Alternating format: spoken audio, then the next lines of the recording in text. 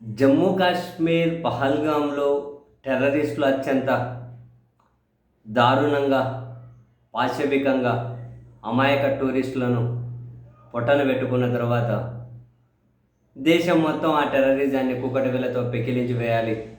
దానికి మద్దతిస్తున్న వాళ్ళను ఏకాకులను చేయాలి. సో మొత్తమే దేశమంతా ఒకే తాటి మీద అయితే ఉంది. అండ్ అదే సమయంలోనే ఇంత కీలకమైన ఇష్యూలో కూడా, ఇంత దారుణమైనటువంటి ఇష్యూలో కూడా దేశాన్ని పాలిస్తున్నటువంటి ప్రధాని కానీ లేదా హోమ్ మినిస్టర్ కానీ రాజీనామా చెయ్యాలి అని చెప్పి ఎవ్వరూ డైరెక్ట్గా అడగలేకపోవడం, ఇది వాళ్ళ వైఫల్యం ఎందుకు కాదు, అన్ని వేల మంది టూరిస్టులు అక్కడ ఉన్నప్పుడు కనీసం భద్రతా చర్యలు ఎందుకు తీసుకోలేదు, వాళ్ళ ఇంటెలిజెన్స్ ఏం చేస్తుంది, వాళ్ళ పోలీసులు ఏం చేస్తున్నారు, వీళ్ళందరూ ఏం చేస్తున్నారు, ఇది పాలన వైఫల్యం కిందకి ఎందుకు రాదు అని చెప్పి అడిగే వాళ్ళు దేశంలో ఏ రాజకీయ పార్టీ కానీ, ఏ రాజకీయ పార్టీ అధ్యక్షుడు కానీ ఎవరు ఎక్కడ ఏ రూపంలోనూ కనిపించలేదు. రాజకీయంగా నరేంద్ర మోదీ గారు, అమిత్ షా గారు ఎంత అదృష్టవంతులో చూడండి. ఇంత క్లిష్ట సమయాల్లో కూడా చాలా సింపుల్ కారణం, దీనికి అందరికీ కారణం ఏంటి, బేసిక్గా జనాలలోకి ఒక మతం అనే విభజన, దాన్ని బేస్ చేసి రాజకీయాలు చేసే విధంగా జనాల మైండ్ సెట్ అంతా ట్యూన్ చేసి పెట్టారు, ప్రస్తుతం ట్యూన్ చేసి పెట్టారు.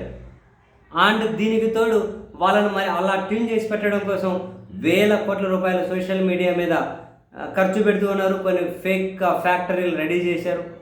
అండ్ జాతీయ మీడియా ముసుగులో మన తెలుగు వాళ్ళని మించి, మన తెలుగు వాళ్ళ దగ్గర దిగదుడిపే స్క్రిప్ట్ రైటర్లు, జూనియర్ ఆర్టిస్టులు కోట్లు వేసుకొని రకరకాల హావభావాలు, ఎక్స్ప్రెషన్స్ ఆ నేషనల్ మీడియాలో వాళ్ళ యాంకర్లు చూస్తే ఊగిపోతుంటారు.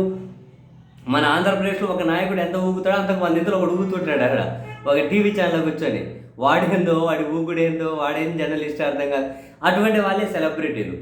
సో ఆ జాతీయ మీడియా ముసుగులో వీళ్ళు మొత్తం ఊగిపోయి ఆగిపోయి, ఎవడైనా కనుక ఇది వీళ్ళ పాలనా వైఫల్యం, హోంశాఖ మంత్రి రాజీనామా చేయాలన్నారు అనుకోండి, వీడు దేశద్రోహి, వీడు పాకిస్తాన్ మద్దతుదారు, అది ఇది అని చెప్పి ఇంక వాళ్ళు ప్రాపగండా రెడీ చేసి పెట్టేస్తారు. దానికి భయపడి ఇంకెవరు ఇది కానీ లేవనెత్తలేరు. దానికి భయపడి ఎవడు లేవనెత్తరు కానీ లేవనెత్తలేరు. కేంద్రం ఫెయిల్యూర్ కదా, వైఫల్యం కదా.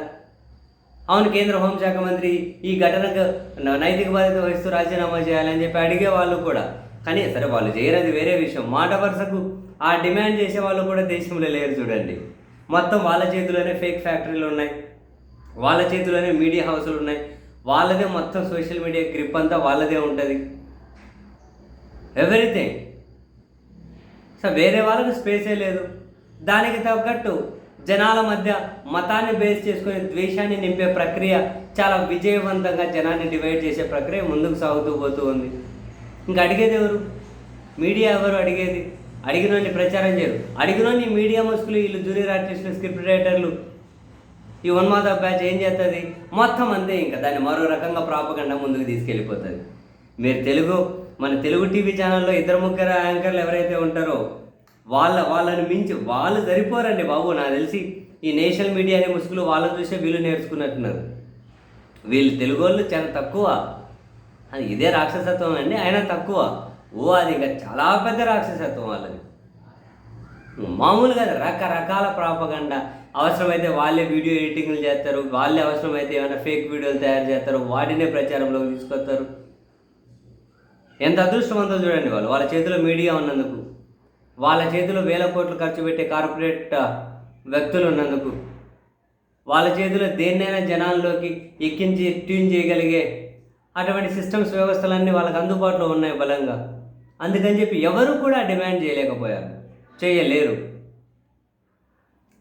సింపుల్ క్వశ్చన్ కదా, ప్రభుత్వ ఫెయిల్యూర్ ఎందుకు కాదు? ప్రతిసారి మాటలైతే బ్రహ్మాండంగా చెబుతారు.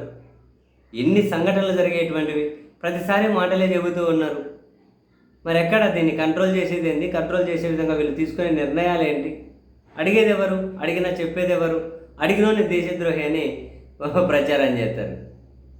సో మొత్తం మీద జనాలను కంప్లీట్గా డివైడ్ చేసి మీడియాను చేతిలో పెట్టుకొని, ఫేక్ న్యూస్ ఫ్యాక్టరీలో, వాట్సాప్ యూనివర్సిటీలు, సోషల్ మీడియాలో వాటిని చేతిలో పెట్టుకొని, మనం ఆడిందే ఆట, పాడిందే పాట, ఎంత క్లిష్ట పరిస్థితుల్లో కూడా వీళ్ళు మన వైపు చూపించకుండా మొత్తం ఒక గ్రౌండ్ రెడీ చేసి పెట్టుకున్నాం, మనల్ని మించిన తోపులు లేరు అని డెఫినెట్లీ ప్రధాని నరేంద్ర మోదీ గారు అయినా కేంద్ర హోంశాఖ మంత్రి గారైనా సంబరపడుతూ ఉంటారు, ఖచ్చితంగా సంతోషపడుతూ ఉంటారు.